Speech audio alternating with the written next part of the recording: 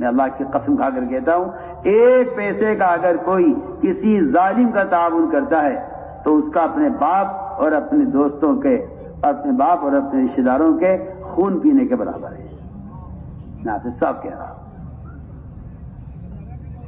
آپ مسئلے معلوم کرتے پھرتے ہیں، جن کے اندر حیا ختم ہو جاتی ہے وہ مسئلے معلوم کرتے پھرتے ہیں، جن کے اندر سے حیا ختم ہو جاتی ہے مسائل وہ معلوم کرتے ہیں کہ جی کیا فتویٰ ہے، کیا مسئلہ ہے، بتانا ذرا، اگر میں یہ چیز خرید لوں تو کیا اس میں کوئی حرج تو نہیں ہے؟ فتوے وہ پوچھتے پھرتے ہیں جن کی حیا ختم ہو چکی ہوتی ہے، ورنہ آپ کے گھر کے برابر میں آپ کے باپ کے قاتل کی دکان ہو، آپ اس دکان سے سامان خریدیں گے؟ میری بات کا جواب دیجیے۔ کھانا میں میرے باپ کا قاتل ہے، میں اس کے ایک پیسے کا اگر میں ایک پیسے کا اس کی بکری کرتا ہوں یا اس کو فائدہ پہنچاتا ہوں تو یہ میرے اپنے باپ کے قاتل کا تعاون کرنا ہے، اور میرے باپ کا رشتہ اس کی اجازت نہیں دیتا۔ سنیے تو صحیح، آپ حدیث میں فرمایا اگر تمام آسمان کی مخلوق اور تمام زمین کی مخلوق آپس میں جمع ہو کر صرف ایک مسلمان کے قتل میں شریک ہوں گی، اللہ تعالیٰ سب کو جہنم میں ڈالے گا۔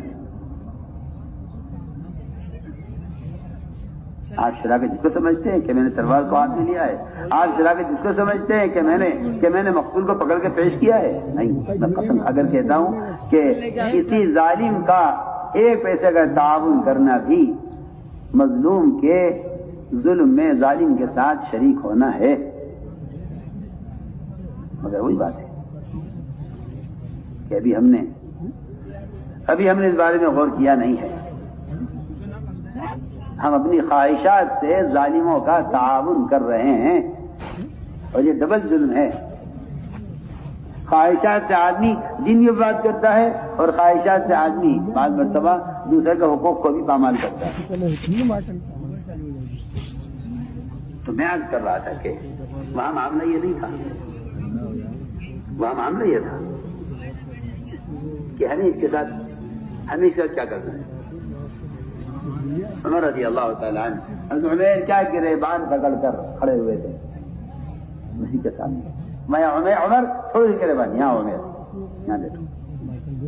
میں تو سمجھنا چاہتا تھا کہ ایک نے وحی کا انکار کر دیا، وہ تو وحی لکھنے والے صحابی ہو کر مرتد ہوئے، یہ دوسرا شیطان عمیر بن وہب جس نے آج تک ساری وحی کا انکار کیا ہے، اس کو آپ نے سامنے بٹھا کر پوچھا عمیر کیسے آنا ہوا؟ کہنے لگا جی نہیں، میں تو اپنے بھائی کو لینے آیا تھا۔ میں عمیر سچی بتاؤ کیسے آنا؟ کہنے کہہ تو رہا ہوں بھائی کو لینے آیا، میں تلوار کیوں لے کر آیا؟ عمیر تم ہی بتاؤ مجھے کہ تم اور فلاں فلاں فلاں فلاں فلاں 6 آدمی حقی میں بیٹھ کر تم نے کیا مشورہ کیا تھا؟ انہوں نے سنتے ہی کہا اشہد انک رسول اللہ، میں آپ کی اس بات کے پر بھی آپ کے رسول کی گواہی دیتا ہوں، اور آج تک ہم نے جتنے وحی کا انکار کیا ہے میں ساری وحی پر ایمان لاتا ہوں۔ فوراً میں 2 مثالیں میں نے آپ کے سامنے پیش کی ہیں، ایک صحابی کے تردد نے ان کو مرتد کر دیا، اور ایک سب سے پکے کافر نے جس نے پوری زندگی آپ کے بات کی تکذیب کی ہے، 13 سال مکے میں، اس کے بعد یہ صرف ایک بات پر صرف کہ اے محمد میں آپ سے کہتا ہوں اس بات کی کسی کو خبر نہیں ہے، مکے سے کوئی آیا نہیں ہے میرے علاوہ، اگر آپ کو خبر کی ہے تو اس ذات نے خبر کی ہے جس ذات کی طرف آپ ہمیں دعوت دیں۔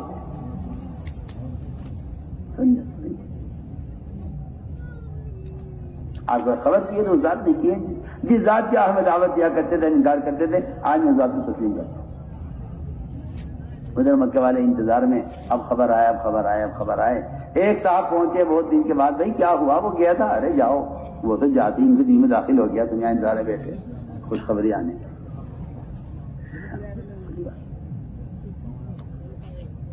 میں آپ کو ایمان بالغیب کی مثالیں عرض کر رہا ہوں، میں کیا کروں، مجھے افسوس ہے اس کا کہ ہمارا عملہ یا ہمارا مجمع یا عوام یا عامت المسلمین ان کو بالکل فرصت نہیں ہے دنیا کمانے سے، کہ یہ تنہائیوں میں بیٹھ کر ان روایتوں پر غور کریں اور اپنے اندر ایمان ڈولیں.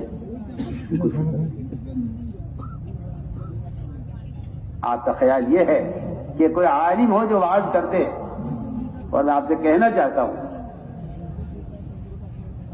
کہ یہ 10-5 منٹ کا وعظ کافی نہیں ہے. تنہائیوں میں ان واقعات کو پڑھو اور اللہ تعالیٰ سے ایمان کو اپنی صحت سے زیادہ کوشش سے مانگو.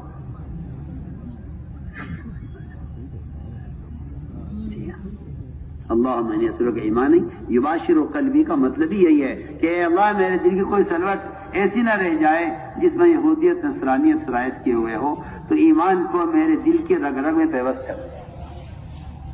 ورنہ صاف فرماتے تھے کہ جس آدمی کا حلیہ سنت کے مطابق نہیں ہے، کفر اس کے دلوں میں جڑیں پکڑ چکا ہے. آپ کہاں سو رہے؟ آپ کے نزدیک داڑھی کوئی چیز نہیں ہے، وہ آپ کو سنت ہے. اور اگر آپ کو یہود و نصارہ کے طریقے پسند ہیں تو اللہ کی قسم یہ اس بات کی علامت ہے کہ کفر آپ کے دل میں جڑیں پکڑ چکا ہے، آپ کا احساس نہیں ہے. اس لیے کہ معاشرے کا ارتداد یہ معمولی چیز نہیں ہے. یہ معاشرے کا ارتداد یہ ابتدا ہے. اس کے بعد اگلا اسٹیج وہ عبادات کے ارتداد کا ہے، اور تیسرا اسٹیج عقائد کے ارتداد کا ہے. یہ ایک ترتیب ہے.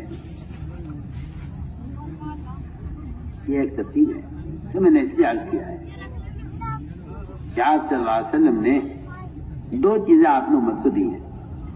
پہلی میں عرض کر چکا ہوں، اخبار، خبریں، اور ساری خبریں عقل کے، ظاہر کے، تجربے کے خلاف ہوں گی. میں عرض کر چکا ہوں.